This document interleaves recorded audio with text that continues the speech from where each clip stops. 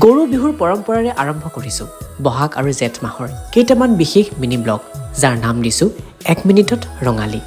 আজি গৈ আছোঁ বহাগ বিহুৰ প্ৰথমখন অনুষ্ঠানলৈ বিচাৰক হিচাপে। লগত আছে অপূৰ্ব।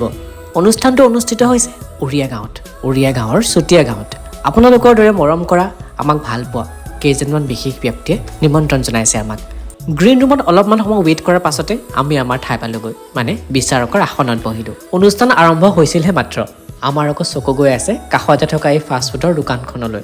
কিবা এটা খাব পোৱা হয়, এইবোৰ ভাবি গুণি হাতে পাছে বাৰ কৰি থকাৰ সময়তে আমাক আকৌ চাহ আৰু পকৰি দিলে।